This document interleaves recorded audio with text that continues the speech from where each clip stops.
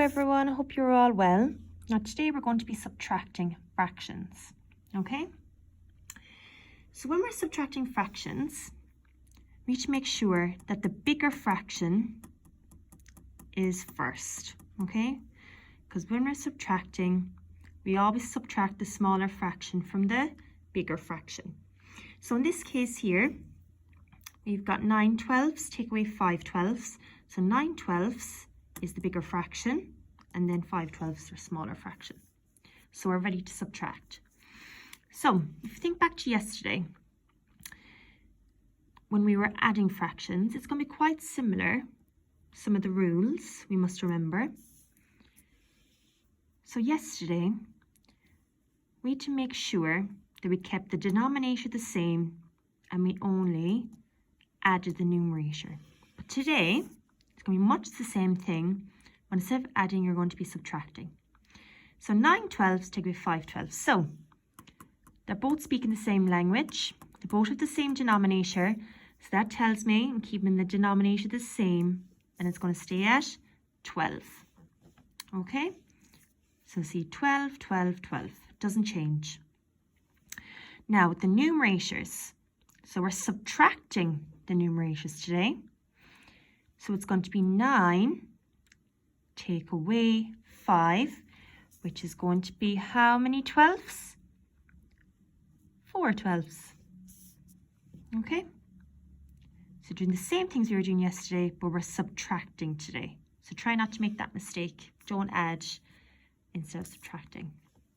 So 9 twelfths to be 5 twelfths is 4 twelfths. So only the numerator changed, the denominator stayed the same. Okay, so that's quite an easy example. Now, we'll move on to a slightly harder one, kind of a medium example. So here I've got 15 eighths take away 3 eighths. So the larger fraction comes first, and then we've got the smaller fraction. Now, what do you notice about this sum?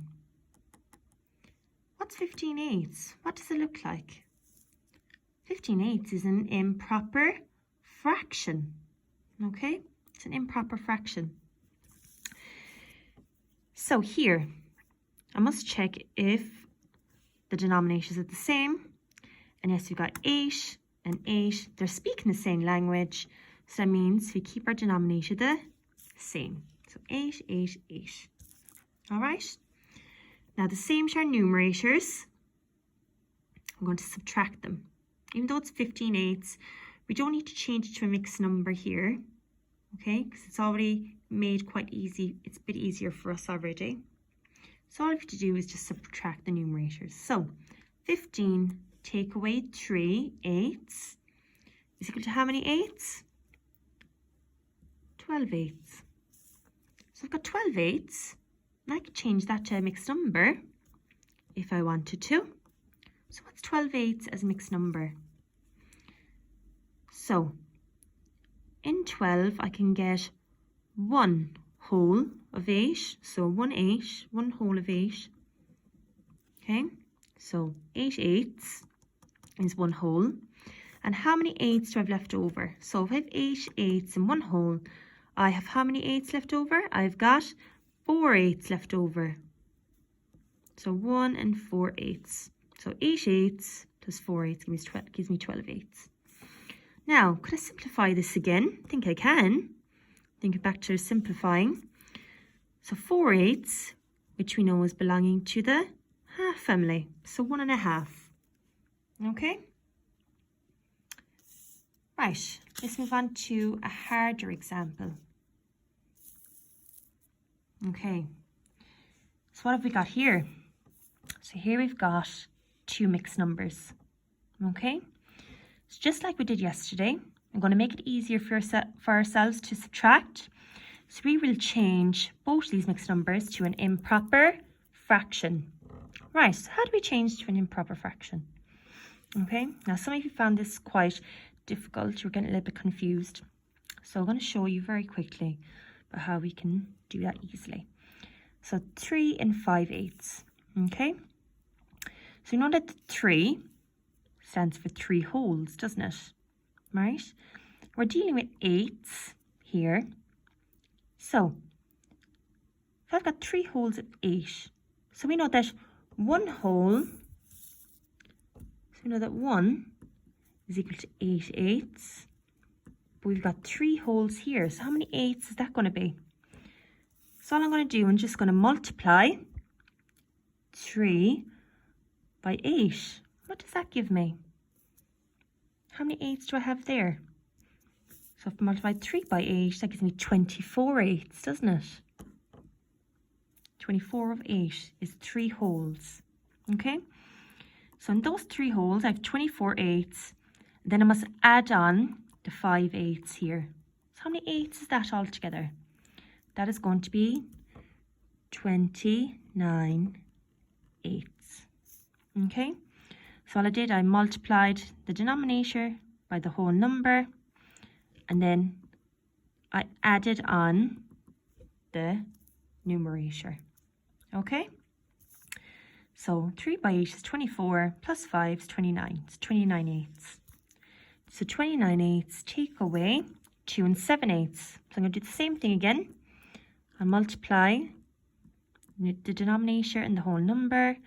I have 2 wholes of 8.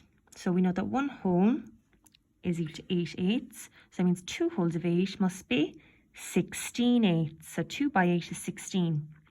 So 16 eighths. I'm going to add on the 7 eighths.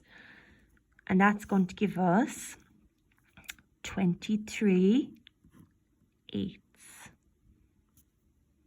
Okay? So just run through again. So 2 by 8 is 16 eighths plus 7 gives me 23 eighths. Okay? Right. So now I've changed both of them and I now have improper fractions. So I'm going to subtract as normal. So just double checking again that they're both speaking the same language. So yeah, 8 is our denominator for both. So that tells me my denominator is going to be 8. Okay? And then my numerator, we just subtract the numerator. So 29 take away 23 is going to give me how many eighths? It's going to be equal to 6 eighths. And we can break down 6 eighths again. Think of equivalent fractions. If I divide both of them by 2, I'm simplifying them. That is going to give me 6 divided by 2, 3, 8 divided by 2 gives me 4. So 6 eighths simplified is 3 quarters. Okay? So a couple of key things to remember.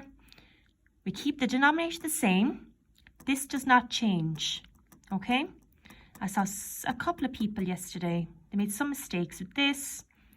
If they had the 8 and 8 as their denominator when we were adding, and they made it 16. They added the denominators.